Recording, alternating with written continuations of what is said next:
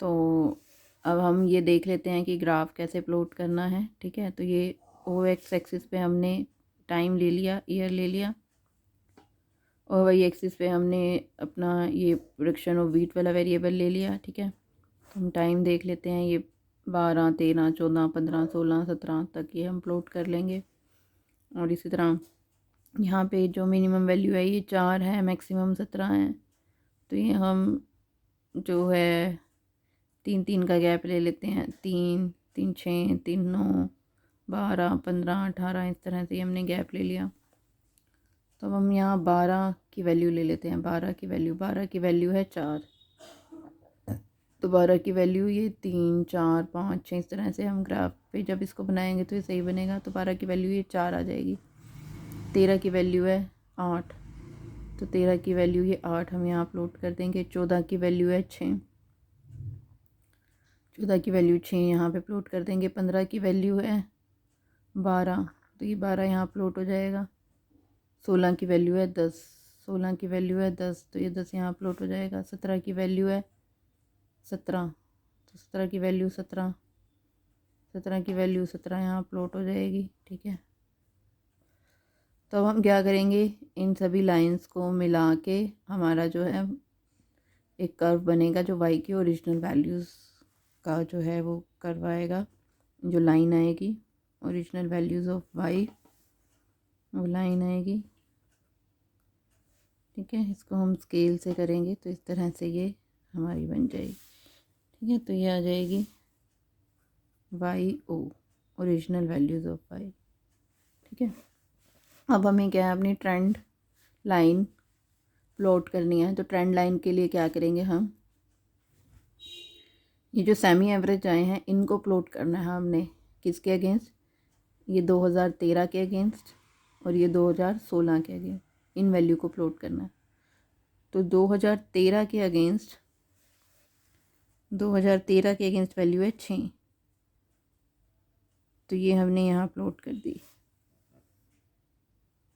और ये 2016 के अगेंस्ट वैल्यू है 13, 16 के अगेंस्ट वैल्यू है 16, तो 2016 के अगेंस्ट वैल्यू है 13, सॉरी 2016 के अगेंस्ट वैल्यू है 13, तो 13। ठीक है, 2016 के अगेंस्ट वैल्यू है, ठीक है, तो 2016 के अगेंस्ट ये वैल्यू है 13। ठीक है, अब हमने क्या करना है, स्केल की हेल्प से इन दोनों को मिलाना है। ठीक है, इन दोनों पॉइंट्स को मिलाना है। तो ये हम मिलाएंगे।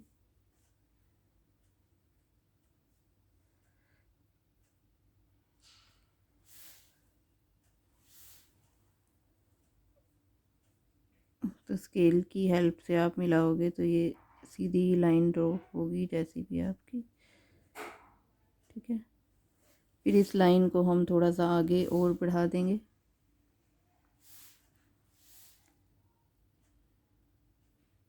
स्केल की हेल्प से थोड़ा और आगे बढ़ा देंगे इसको, ऐसे ही इधर से भी हम बढ़ा देंगे।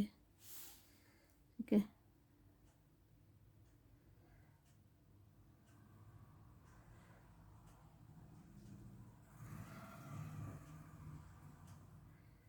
इस तरह से ये हम इसको स्केल की हेल्प से मिलाएंगे तो ये सही बनेगी।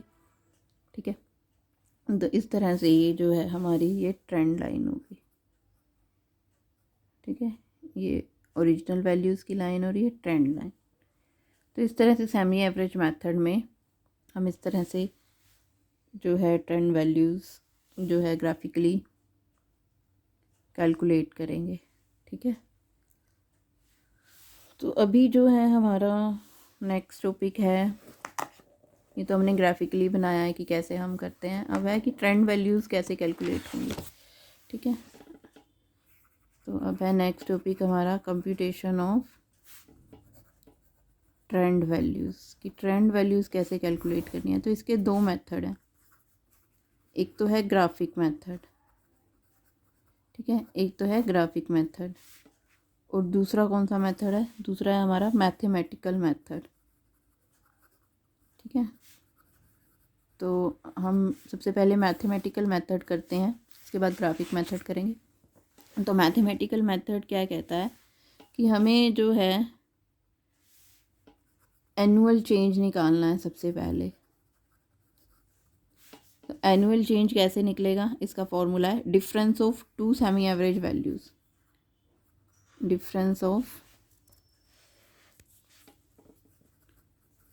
टू सेमी एवरेज वैल्यूज़, कि दो सेमी एवरेज वैल्यूज़ का डिफरेंस लेना है हमने, divided by difference of years of semi average, difference of years of semi average. ठीक है, जो हमारी सेमी एवरेज वैल्यूज़ है, दो सेमी एवरेज वैल्यूज़ हैं, उनका डिफरेंस लेना है। जैसे हमारी यहाँ हमने ये क्वेश्चन किया, इसी में देखते हैं कि ये दो सेमी एवरेज वैल्यूज़ हैं 6 और 13, इनका डिफरेंस लेना है। ठीक है, तो बड़ी वैल्यूज़ में छोटी वैल्यू घटाएंगे। Difference of years of semi average, तो यहाँ ईयर कौन सा है, ठीक है, तो ये 13 का ईयर कौन सा है, 16, और 6 का ईयर कौन सा है, 13। ठीक है, तो 13 का ईयर कौन सा है, 2016, और 6 वाला ईयर है, 6 वाला, इसका ईयर कौन सा है, 2013। तो ये हमने ले लिया। तो इनका डिफरेंस कितना है, 7, और इसका डिफरेंस कितना है, 3। ठीक है, ईयर्स का डिफरेंस ले लिया, 6 में से 3 गए 3, और ये 13 में से 6 गए 7। तो अब इसको डिवाइड कर देंगे तो हमारी कितनी वैल्यू आ जाएगी, 2.33। अब हमने इस 2.33 की हेल्प से जो है अपनी ट्रेंड वैल्यूज़ कैलकुलेट करनी है। ठीक है, अब जो हमारा फर्स्ट जो है सेमी एवरेज वैल्यू है, जो ये सेमी एवरेज वैल्यू है, इसमें फर्स्ट में से इसको माइनस करेंगे। ठीक है, यानी कि इसकी प्रीसीडिंग वैल्यूज़ जो है वो माइनस करके निकलेंगी, और सक्सीडिंग वैल्यूज़ जो बाद की वैल्यूज़ हैं वो प्लस करके निकलेंगी। ठीक है, तो जैसे कि अब हम इसी में ही हम अपनी ट्रेंड वैल्यूज़ निकालते हैं। ठीक है, जैसे हमारा यहाँ हमने ईयर लिया 2012, 13, 14, 15, 16 और 17। ठीक है, तो यहाँ पे हमने वाई की जो है ओरिजिनल वैल्यूज़ ली। ठीक है, जो हमारी वाई की ओरिजिनल वैल्यू है, यहाँ लिख देंगे हम, जो हमारी ओरिजिनल वैल्यू है।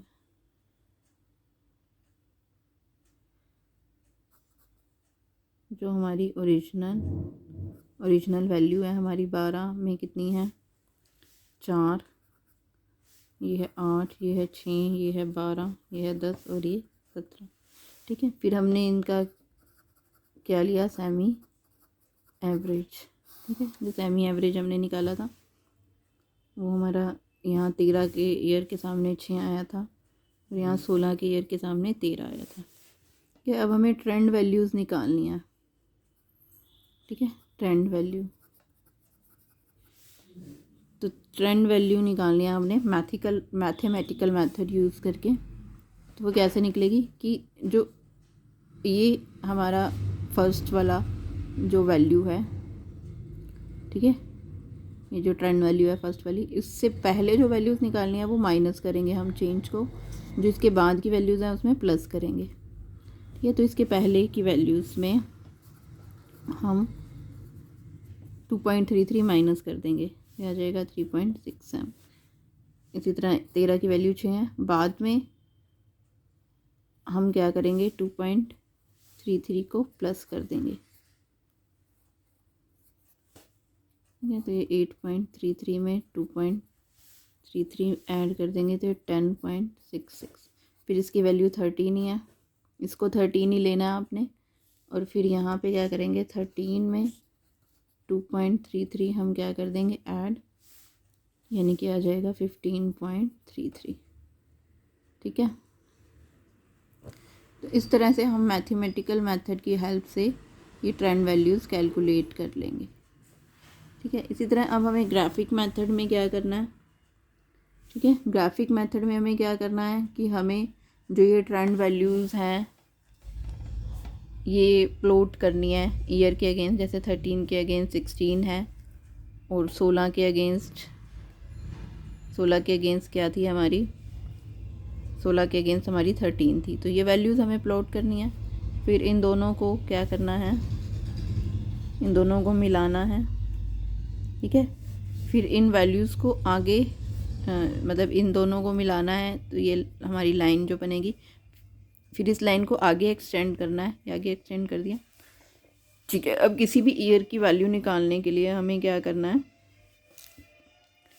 वहाँ से जो है हमें वैल्यूज़ कैलकुलेट करनी है, ठीक है। तो अब यहाँ पे जैसे कि हमें ये तो एक जो है जस्ट क्या होगा कि हमारा एक मतलब एक एस्टिमेटेड वैल्यूज़ ही होंगी, प्रिसाइज वैल्यूज़ तो हमें बिल्कुल ग्राफिकली नहीं पता चलती। ये तो कैसे निकलेंगी, जैसे 2012, तो ये जो हमारी ट्रेंड लाइन है यहाँ पे हम देखेंगे 2012 में कितनी वैल्यू है, ठीक है। तो ये हमारी 3.67 आ जाएगी 2012 की वैल्यू, ठीक है। 2012 की वैल्यू हमारी आ जाएगी, ठीक है, 3.67। इसी तरह 13 की वैल्यू जो है हमारी, 13 की वैल्यू तो है ही 6, 13 की वैल्यू 6 आ जाएगी। 14 की वैल्यू क्या आ जाएगी हमारी, ठीक है। तो 14 की वैल्यू ये यहाँ से हम देख लेंगे, ठीक है। तो ये आ जाएगी 8.67 कुछ समथिंग, ठीक है। तो इसी तरह 2015 की वैल्यू, ठीक है। तो ये मतलब 2014 की वैल्यू हमारी जो है कुछ आ जाएगी 8.67 के करीब। इसी तरह 2015 की वैल्यू कितनी आ जाएगी हमारी, 2015 की वैल्यू आ जाएगी हमारी 10 पॉइंट जो है ये 7 के करीब आ जाएगी। इसी तरह 2016 की वैल्यू जो भी आपको लगे ये प्रिसाइज, 2016 की वैल्यू तो वही है 13, जो कि हमारा एवरेज ही निकला था, ठीक है। और 17 की वैल्यू कितनी आएगी, 17 की वैल्यू हमारी जो है 15 समथिंग कुछ आ रही है, देखो ये इसको करेंगे तो 17 की वैल्यू कुछ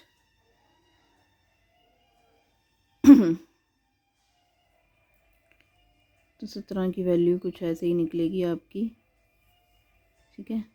15 के करीब निकलेगी, यानी कि 15.3 कुछ समथिंग ये निकलेगी, ठीक है। तो इस तरह से यहाँ से हम जो हमने ये 2 पॉइंट हमने जो हमारे सेमी एवरेज पॉइंट आए थे, 13 का आया था हमारा 6 और 16 का आया था हमारा 13, तो इन दोनों को ज्वाइन किया, इन दोनों को ऐड किया, फिर ये लाइन ड्रॉ की, फिर इस लाइन को आगे बढ़ाया, तो ये ट्रेंड लाइन आ गई। इससे हम वैल्यूज़ देख लेंगे, 12 की ये है, 13 की इतनी, 14 की इतनी, 15 की यहाँ पे इसके अगेंस्ट वैल्यू देख लेंगे। इस तरह 16 की यहाँ पे वैल्यू कितनी जा रही है, ये 16 की तो 13 ही है, ठीक है। 17 की ऐसे ही ये वैल्यू यहाँ पे थोड़ा सा इससे ऊपर एक जा रही है, तो 15.3 एक वैल्यू आ रही है, ठीक है। तो इस तरह से इस लाइन के अगेंस्ट हम जो है परपेंडिकुलर ड्रॉ करके हम अपनी वैल्यू कैलकुलेट कर लेंगे, ठीक है। तो ये ग्राफिकल मेथड है, तो ग्राफिकली हमारी ये वैल्यूज़ आ जाएंगी, 12 की 3.67, 13 की इतनी, 14 की इतनी, 15 की इतनी, 16 की इतनी और 17 की इतनी, ठीक है। तो इस तरह से ये जो है हमारे 2 मेथड हैं ट्रेंड वैल्यूज़ कैलकुलेट करने के सेमी एवरेज में, ग्राफिक और मैथमेटिकल। अब इसमें नेक्स्ट पॉइंट है हमारा कि if prediction of future values, ठीक है, कि फ्यूचर की वैल्यू कैसे कैलकुलेट करेंगे, ठीक है। तो फ्यूचर की वैल्यू कैसे कैलकुलेट करेंगे, ठीक है। तो फ्यूचर की वैल्यू कैलकुलेट हम कैसे कर सकते हैं, ठीक है। फ्यूचर की वैल्यू जो है हमें कैलकुलेट करने के लिए क्या करना है, यहाँ से हम जैसे हमें 18 की वैल्यू कैलकुलेट करनी है, ठीक है। तो 18 की वैल्यू कैसे कैलकुलेट करेंगे, ठीक है। ये जो 17 की वैल्यू हमारी आई 15.33, इसमें 2.33 और जोड़ देंगे, ठीक है। तो 15.33 में 2.33 और जोड़ देंगे तो ये आ जाएगी हमारी 17.66। तो अगर मैथमेटिकली देखें तो हमारी ऐसे आ जाएगी, ठीक है। और अगर हम ग्राफिकली निकालना चाहते हैं तो हम यहाँ से जो है एक परपेंडिकुलर ट्रेंड लाइन से यहाँ पे ड्रॉ करेंगे, ठीक है। तो यहाँ पे ड्रॉ करेंगे एक जो है हमारा, तो इस तरह से ये हमारा यहाँ पे होगा, या तो इस तरह से हम, तो इस तरह से ये जो है आप इसको करोगे तो ये इस तरह से ये आगे जाएगा। और यहाँ से 18 से हम यहाँ पे ड्रॉ करेंगे और फिर, ठीक है, फिर यहाँ से हम एक परपेंडिकुलर जो है यहाँ ड्रॉ करेंगे, ठीक है।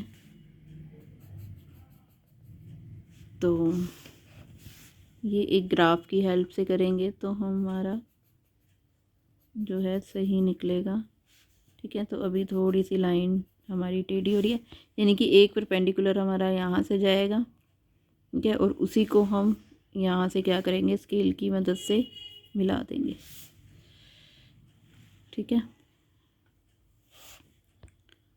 तो इस तरह से, यानी कि अगर हमें फ्यूचर की वैल्यू निकालनी है तो हम एक परपेंडिकुलर यहाँ 18 ओ एक्स एक्सिस से ड्रॉ करेंगे यहाँ पे, और फिर इस वैल्यू को जो है हम यहाँ मिलाएंगे, तो ये वैल्यू जो आएगी वो आपकी ग्राफिकल वैल्यू आएगी, ठीक है। तो ये कुछ समथिंग 17.67 कुछ समथिंग आ जाएगी, ठीक है। और ग्राफ ये जो मैथमेटिकली है ये भी हमारी यही आ रही है, ठीक है। तो फ्यूचर वैल्यू भी हम कैलकुलेट कर सकते हैं मैथमेटिकली भी और ग्राफिकली, ठीक है। इसी तरह अब ये देखो कि यहाँ एक क्वेश्चन दिया हुआ है, ठीक है। तो apply the method of semi average to depict the long term tendency of following data and estimate the value of 2018। तो ये हमारे पास 10, 11, 12, 13, 14, 15, 16, 17, ये 17 तक का हमें जो है डाटा दिया हुआ है, ठीक है। तो ये हमारा ईयर जो है ये कितने हैं, 1, 2, 3, 4, 5, 6, 7, 8, ठीक है। 8 जो है अब इसकी वैल्यूज़ हैं 8, ठीक है।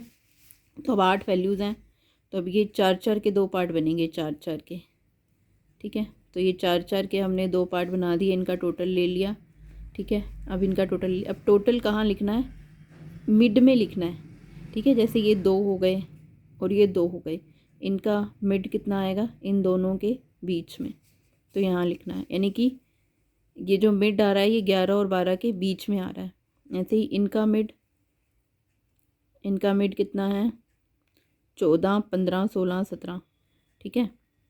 तो ये 2 और ये 2 मिड कहाँ आएगा, 15 और 16 के बीच में, तो ये 15 और 16 के बीच में ये वैल्यू आ जाएगी, ठीक है।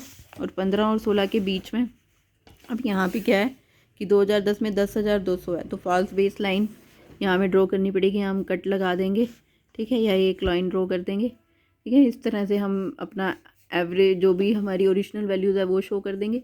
फिर जो हमारी ये जो हमारे सेमी एवरेज आए हैं 11,250, ठीक है, और 15,600 ये प्लॉट करेंगे, ठीक है। तो जैसे कि मैंने आपको बताया था कि हमें कहाँ प्लॉट करना है, बीच में, तो 11-12 के बीच में ये जो हमने 11,250 प्लॉट किया, और 15-16 के बीच में हमने ये 15,600 प्लॉट किया, ठीक है। फिर इन दोनों को मिलाएंगे, फिर इस लाइन को आगे मिलाएंगे, ठीक है, फिर इस लाइन को आगे बढ़ा देंगे स्केल की हेल्प से, तो ये वाइट ही आ जाएगी। तो इस तरह से जो है हमारा ये क्वेश्चन होगा। मेन बात क्या है कि ऐसे क्वेश्चंस में जो हमारा मिड पॉइंट रहेगा, मिड पॉइंट को क्या रहेगा 10, 11, 12, 13, ठीक है। तो इनके बीच की वैल्यू ये दो इनके बीच की वैल्यू ये मिड पॉइंट रहेगा हमारा। ऐसे ये दो इनके मिड की वैल्यू ये, ठीक है। जबकि 3 वैल्यूज़ होती हैं हमारे पास, ठीक है। जैसे हमने अपने पिछले क्वेश्चन में किया कि हमारे पास जब 3 वैल्यूज़ थी तो इनका मिड क्या था ये, और अगर 4 वैल्यूज़ होती हैं तो इनका मिड क्या होता है इन दोनों के बीच में, ठीक है। तो इस तरह से ये हमारा जो है नेक्स्ट मेथड है, इसको ध्यान से करना है आपने, ठीक है। और कोई प्रॉब्लम आती है तो वो आप पूछ लेना।